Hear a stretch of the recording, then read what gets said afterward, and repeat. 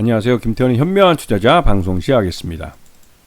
본 영상에서 다루는 내용은 투자 권유가 아니며 각 개인의 투자 판단에 대한 책임을 지지 않습니다. 별도 SNS 채널 가입을 유도하거나 투자 권유 및 유료 리딩 서비스를 홍보하는 불법 사칭 계정에 유의하시기 바랍니다.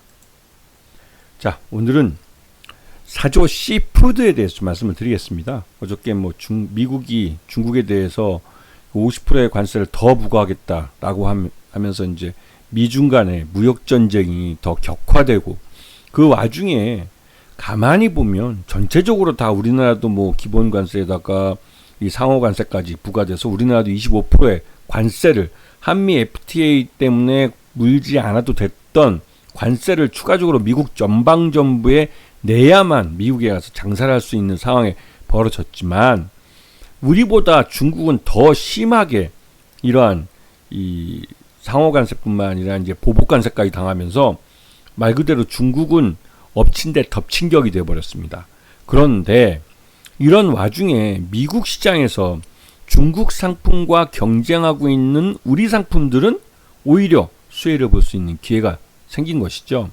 그런 측면에서 이 사조 시푸드는 미국에 몇십억 규모의 김을 수출하고 있고, 또 김 관련된 냉동김밥이나 이런 거에 재료로 사용되는 김을 생산하고 있기 때문에, 또 그리고 올해 1년 동안, 그러니까 작년이죠. 2024년 1년 동안 우리가 이제 밥상에 반찬으로 먹는 김이 꾸준히 계속 올랐습니다. 가격이.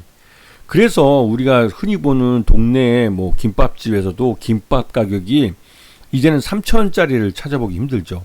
웬만하면 4,000원이고 거기다가 고기, 쇠고기를 좀 들어가면 한 5,000원 하기가 일반적입니다. 옛날에는 라면에다가 김밥까지 해서 5,000원이면 한 끼 식사를 해결할 수 있었지만, 이제는 김밥 한 줄 먹는데 5,000원을 내야 되는 그런 시대가 온 것이죠.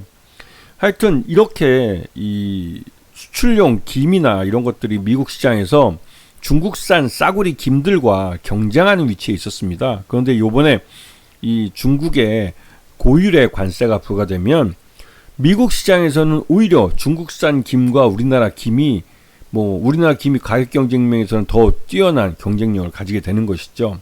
그렇게 해서 지금 미국 시장에서 이 김이 비건 음식으로, 비건 푸드로 되게 유명해지고 있는데, 이러한 시장을 선점할 수 있는 효과를 누릴 수 있다는 말들이 나오고 있습니다. 물론 이 미국 시장에서 김이 그 사람들한테 많이 알려진 건 옛날에 놀이라고, 이 김을 이제 일본말로 놀이라고 하는데, 그 놀이라는 것은 일부 이제 일본 문화를 좀 많이 접해 보셨거나 일본 음식을 먹어본 분들은 이 우리처럼 조미가 되지 않은 일반 그냥 말린 김, 놀이라는 것을 먹어본 사람들은 있었을 겁니다. 하지만 요번에 이 어떻게 보면 그 쇼츠 같은 것들을 통해서 이 김밥이 소개되면서 미국 사람들한테 굉장히 건강한, 그러니까 우리가 한국 음식 하면 비빔밥, 불고기만큼 비빔밥이 굉장히 유명한데, 비빔밥에 들어가는 재료들이 모두 들어가 있는 한 끼 식사, 김으로 둘러싸인 간단하게 먹기 좋은 그런 그 점심 식사용으로, 간단한 식사용으로 이 김밥 한 줄이, 냉동김밥 한 줄이 굉장히 유행하고 있죠. 그냥 그 냉장고에 꺼내가지고 마이크로웨이브에 돌려서 한 2, 3분만 돌려 먹으면 곧바로 따뜻한 김밥을 먹을 수 있기 때문에 굉장히 비건 음식으로 굉장히 유명한 것 같습니다. 그래서 이제 이런 김이 미국에 많이 수출되는데, 여기에 이 사조 시푸드가 나름대로 이제 해표라는 이름으로, 브랜드로 많이 김을 판매하고 있죠. 그래서 이 식품 쪽 김이 꽤 큰 실적 개선을 나타내고 있고, 이러한 것들이 계속 이어갈 가능성이 크기 때문에 나름대로 전반적으로 사조 시푸드의 실적이 좋아질 수 있다는 기대감이 있는 상황입니다. 그래서 작년 연결 포괄 손익계산서를 보시게 되면 매출 내용도 늘었고, 그다음에 영업이익도 적자에서 흑자로 돌아섰고, 당기 순이익도 적자에서 흑자로 돌아선 모습을 보여주고 있죠. 그리고 최대주 특수관계인 이 지분율이 굉장히 높습니다. 그래서 이 사조 시푸드는 최대주 특수관계인 포함해서 78%나 됩니다. 말 그대로 유통주식수가 거의 없는 것이죠.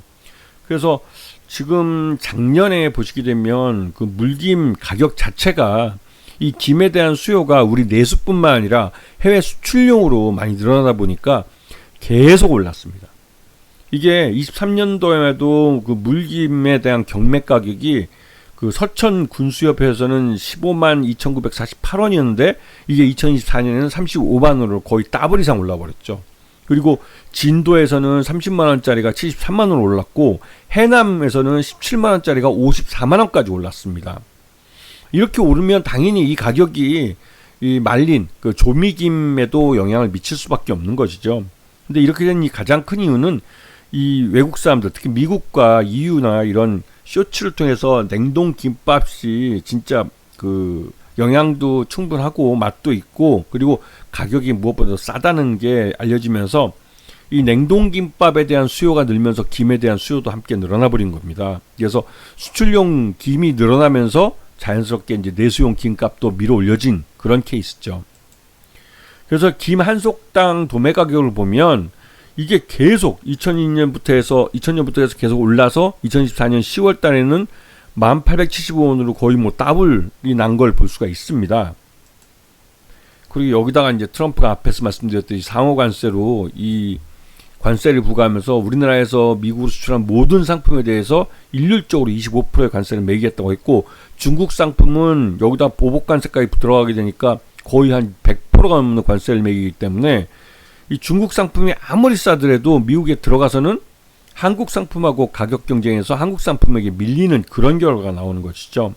결국은 뭐 말 그대로 퇴출되는 겁니다.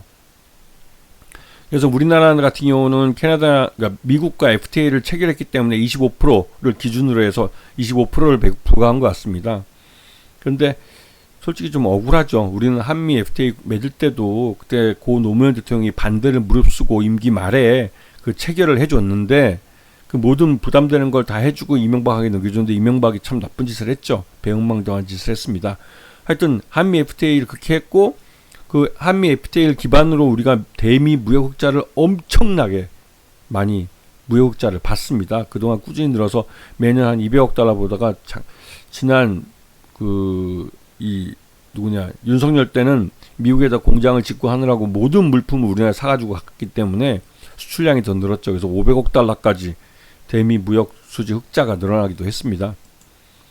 하여튼 이러한 영향으로 사조 시푸드의 주가가 지난번에 한 상한가도 치기도 했지만요. 그런데 이게 2024년 실적을 놓고 보면 사조 시푸드의 뭐 적정 주가는 한 7,000원 정도 됩니다. 그래서 지난번에 이런 그 미중 간의 무역 전쟁 덕분에 이런 주가가 급등해서 상한가를 치기도 했지만 그 이후 이러한 게 이슈가 돼서 주가가 7,500원까지 갔지만 결국은 7,000원 밑으로 다시 떨어집니다. 왜냐면 말 그대로 이제 미국으로 수출되는 게 관세 25%를 물고 나면 그래도 이 말 그대로 이제 사람들 가격이 올라가기 때문에 미국인들이 소비가 줄 수밖에 없죠.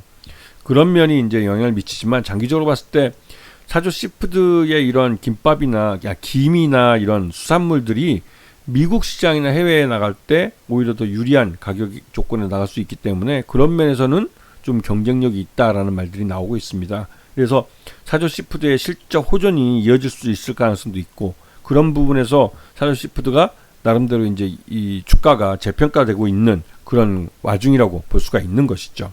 아시겠죠? 자, 오늘 방송 여기서 마치겠습니다. 감사합니다.